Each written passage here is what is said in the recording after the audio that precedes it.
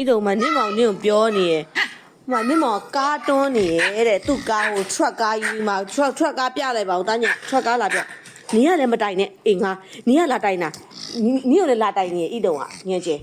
မအေးဒီမှာသူ့ဘာ truck ကားဒီ truck ကားကြီးကိုတွန်းနေတာသူကဟိုဘက်ဒီဘက်တွန်းနေတာဟာ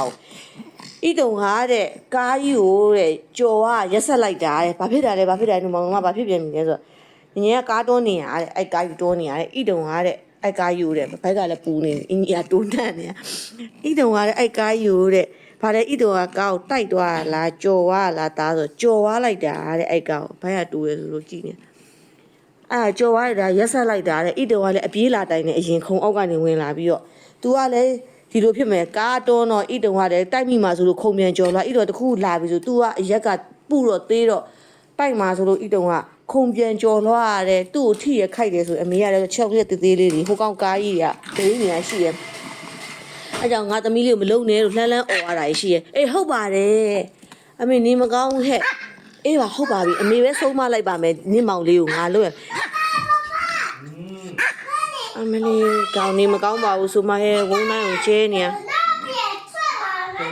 ဆူညံနေရဆူညံနေရဟဲ့ခုနှစ်နှစ်မှနဲ့ဟိုကောင်က4နှစ်နဲ့အောင်မလေး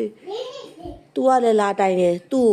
ကကြော်ဖြစ်တိုက်မလို့မမှုလို့ तू ခုံပြန်ကြော်လို့ဟိုကောင်ကလည်းသူ့ရဲ့ကားကိုဤတော့ကြော်သွားရက်ဆက်လိုက်တာတဲ့နော်ဤတော့အိမ်နာတက်မယ်ဆိုရင်တကားဖွင့်ခိုင်းတယ်နောက်ပြီးတကားကိုသူ့မော်တော်ဖွင့်ရတယ်ဖွင့်တဲ့ခါကျတော့ပြီးခုတစ်ခေါက်ကဤတော့အိမ်နာမသွားဘဲနဲ့သူ့မော်တကားတော့ဖွင့်ရတော့တပြန်ပိတ်လိုက်အောင်လို့အမေကနေမကောင်းတော့ခိုင်းတော့သူ့မော်ဘာပြောလဲဆိုတော့ဤတော့တဲ့နေဘာဖြစ်နေလဲတဲ့ခဏခဏပဲသူခဏတကားကြီးထားဖွင့်လိုက်ပိတ်လိုက်လို့ရတယ်ပေါ့နော်ဤတော့ဘာဖြစ်နေလဲမသိဘူးတဲ့